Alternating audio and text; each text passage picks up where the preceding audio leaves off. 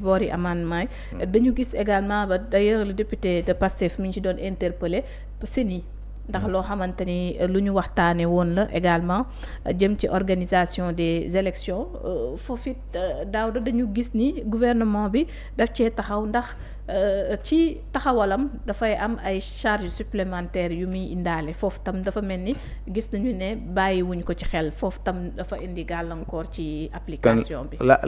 La CENI je pense pas que dina indi parce que on a déjà une Sénat. parce que dama gis le député Amadou Ba. doon ci am taxaw seetlu. waaw non parce que fi mu toll nii on a am nañ Sénat. am nañ kuréel gu nga xamante ne véritablement moom mooy veiller à la régularité des opérations électorales. tey su fekkee ni l'organisation de l'élection. oui c'est la direction générale des élections l'organisation matérielle. que mu nekk urne yi que mu nekk bulletin de vote yi. xam nga que mu nekk acheminement bi que mu nekk lépp luy organisation élection. c'est un département du ministère de l'intérieur moom moo koy gérer muy la direction générale des élections.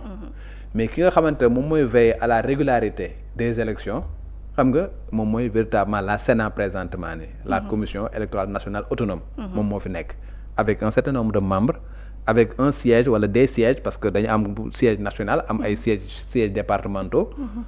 am un personnel bu nga xamante dañ leen di fay ay consorts. donc loolu am na ba pare moom moo fi nekk. maintenant li nga bëgg li ngay def avec le conseil constitutionnel bu ko remplacer en cour constitutionnelle moom ngay defar également en ce qui concerne le Sénat. le Sénat moom ngay jël mu dellu nekk CENI.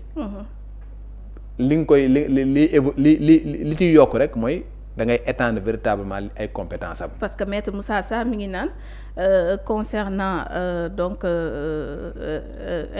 mu ngi ne ci article L29. ak ci article 29 ak 30. instituant un nouvel organe unique de gestion des élections. entraîne des charges publiques nouvelles. sans que les recettes compensatrices n'aient été proposées. donc débattu et adopté concomitamment donc comme l'exige le droit constitutionnel sénégalais. mais foofu mënoon na wax. yan mooy recette compensatrice yu nga xamante ne daf koy induire su fekkee ni dañ ne ok la CENI dafay nekk organe bu nga xamante day am plus de membres que la Sénat bi nga xam ne moom moo fi nekk effectivement dina am recette compensatrice yu nga xamante ne nouvelle il faut que nga xool fan nga koy jëlee mais c'est pas prouvé.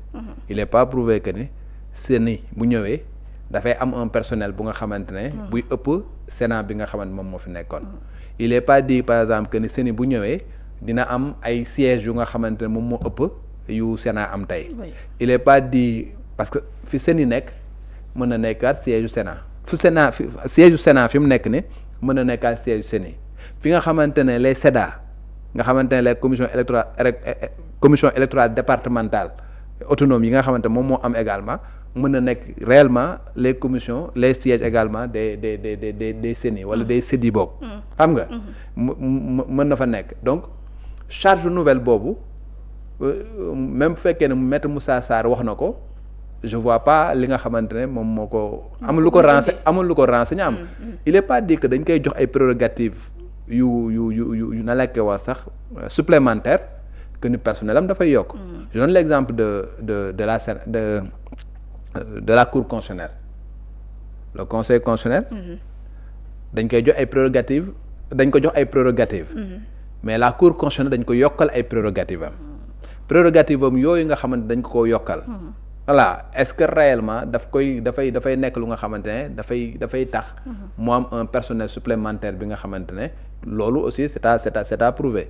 maintenant nag su fekkee ne yow ñëw nga ne ok lii kat lañ proposé. mais lii ngeen proposé nii xam nga dafa am lu nga xamante ne daf koy induire comme charge nouvelle mooy Sénat. CENI bii nangami membre la woon actuellement ne bu ngeen ko Sénat nangami membre la mais boo ngeen ko defee CENI nangami membre lay am donc am na waroo bu nga xamante ne nangami membre yu nga xamante ne prise en charge am dina na la ko sax dina nekk nangam ci xaalis. exact mu préciser ko. ñu ne par exemple ñii nangami siège lañ am mais su ko defee CENI sièges yi dañuy yokk xam nga dina am 10 sièges yu bees wala 20 sièges yu bees yu nga xam ne dafay am donc dina am ay charges nouvelles yu nga xam ne dafa ciy bokk à partir de ce moment là di nga mën a wax ne y a des recettes compensatrices yu nga xamante ne daf koy induire et que def leen proposition de recettes compensatrices voilà conformément aux dispositions de la Constitution et du règlement intérieur bu boobaa dinañ ko mën a comprendre mais tey jii il suffit tout simplement de changer un organe par un autre organe voilà nombre de membres yi nga xamante ne moom la CENI amoon xam nga moom la Sénat amoon nombre de membres yooyu même moom ngay def su fekkee da ngaa yokk membres yi bu boobaa nag am na recette compensatrice li ñu waxoon ci cour constitutionnelle bu boobaa dafay nekk lu nga xam ne lu applicable ci conseil constitutionnel su fekkee daal encore une fois nombre de membres yi Sénat am nii nombre de membres yooyu la CENI di am boobaa y a pas de problème su fekkee ne nag nombre de membres CENI yi dafay yokk par rapport ak moom nombre membres Sénat yi bu boobaa y a problème parce que ñu bees ñi nga xamante ne da nga leen cee dugal dinañ am salaire voilà dinañ am ay avantages yu nga xamante ne il fallait que nga prévoir ko boo ko prévoir bu boobaa ça poserait problème. oui tout en sachant que vieille exigence la woon boo xamante ni dañ ko doon xaar pour mu indi soppite yu bëri. waaw cour constitutionnelle c'était une exigence mais CENI bi moom man honnêtement franchement. mais parce que exigence lañ ko jàppee de. waaw mais CENI la Sénat a toujours fait son travail. je pense que élection on a toujours eu des élections régulières. on a eu des alternances yu nga xamante ne voilà c'est parce que on a un système électoral efficace moom moo tax loolu mun a am. on a eu 3 alternances. Voilà, on a eu une alternance en 2000, on a eu une alternance en 2012, on a eu une alternance en 2024, des élections yu nga xamante ne transparentes, saluées par tout le monde. C'est parce que tout simplement on a des gens yu nga xamante ne ñoom ñoo fi nekkoon. Donc man personnellement, je vois pas véritablement pourquoi on changerait une Sénat ñu koy remplacer par une CENI. Je vois pas la nécessité. Mais bon, am nañ xalaat ni ministère de l'Intérieur mooy yore l'organisation continuer di koy yore. même ci comme l'organisation des élections bi nga xam te ni mën na tax ci des ci loxoy ministre bi. mais élection yi fi am yëpp c'est le ministère de l'Intérieur moom moo ko organisé. mais consensus bi dafa waxoon indépendant. waaw mais est-ce que tere na alternance am ñi koy def c'est des fonctionnaires encore une fois. c'est pas des politiques.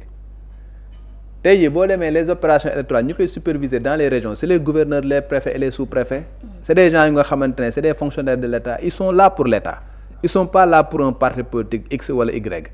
La preuve, ils sont là depuis ñenn ñi depuis Abdou Diouf xam nga Macky Sall jaar na fi Abdoulaye Wade jaar na fi Macky Sall jaar na fi Bassirou Diomaye Faye mu ngi fi terewul ku ci nekk yaa ngi def sa liggéey.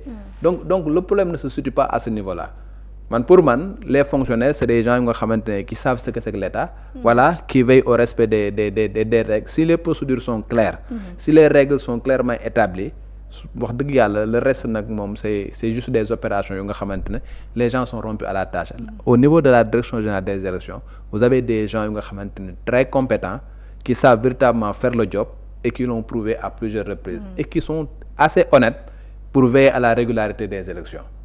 Ça s'est passé su fekkee ne loolu du am président bu fi mu nekk avec tout l'appareil bi nga xamante ne politique booy am tu fais tout pour doo fi jóge. Est-ce que ça a empêché Abdou Diouf mu jóge fa en 2000 est-ce que ça a empêché Abdoulaye Wade mu jóge fa en 2012 est-ce que ça a empêché Macky Sall mu jóge fi en 2024 ça n'empêchera pas également Bassirou Diomaye Faye bés bu fi waree jóge mu jóge fi donc man sur ce plan-là man je n'ai pas d'inquiétude. wax dëgg fa yàlla amul risque daal. waaw amul risque ci beneen pàcc bu ñu fa ñëwee tamit moom bokk na ci après lu ñu discuter lu bëri bi ñu noppee ci amendement yi laataa ñu jëm ci vote bi maître Moussa Sarr dafa demandé woon à ce que ñu def gouvernement bi vote bloqué la sàkk woon.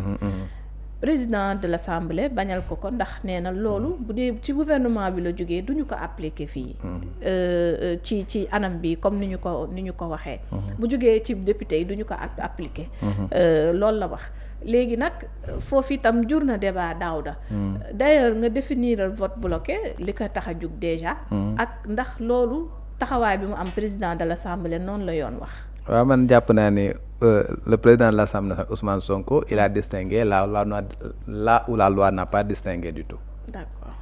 Donc tey boo jëlee article 82 bu constitution alinéa 4 nga jëlaat également article 87 alinéa 2 bu règlement intérieur donc article 82 alinéa 4 bu constitution repris par l'article 87 alinéa 2 bu règlement intérieur bu Assemblée nationale moom moo ko wax te foofu deful distinction entre projet de loi ou proposition de loi.